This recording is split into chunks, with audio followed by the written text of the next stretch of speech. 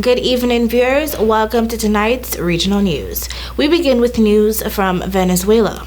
U.S. and Venezuelan officials discussed the possibility of easing oil sanctions on Venezuela, but made scant progress towards a deal in their first high-level bilateral talks in years, as Washington seeks to separate Russia from one of its key allies.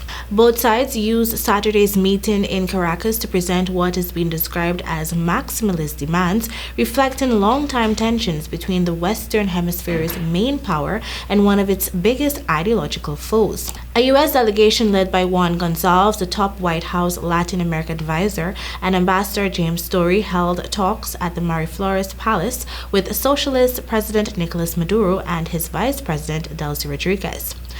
U.S. officials saw the meeting as a chance to gauge whether Venezuela, one of Russia's closest Latin American allies, is prepared to distance itself from President Vladimir Putin over his invasion of Ukraine. Now for news from Cuba. About 900 Russians took chartered flights home from a Cuban resort town on Sunday as airspace bans imposed after Moscow's invasion of Ukraine complicated travel for tourists around the world.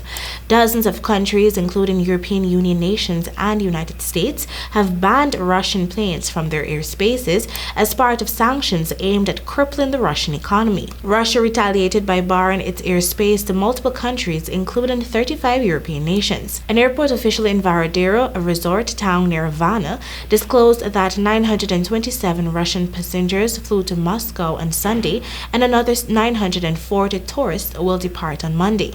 Nearly 15,000 Russian and 2,000 Ukrainian tourists are presently stranded in the Dominican Republic. On the international scene, Ukraine sought an emergency order from the United Nations highest court on Monday to halt hostilities on its territory, arguing that Russia, which boycotted the hearing, had falsely applied genocide law to justify its invasion. The hearing was held at the International Court of Justice, ICJ, without legal representation for Russia. The court said it regretted Russia's non-attendance. After Ukraine presented its arguments on Monday, the court said it would start deliberations and rule as soon as possible. Russian President Vladimir Putin has said Russia's special military action is needed to protect people who have been subjected to bullying and genocide, meaning those whose first or only language is Russian. In eastern Ukraine, Russian-backed separatists have fought Ukrainian forces in two eastern breakaway regions of the country since 2014, with some 15,000 people killed, according to the government in Kiev.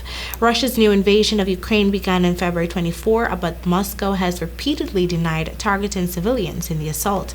The official UN civilian death toll is 406, including 27 children, though officials say the true toll is probably higher.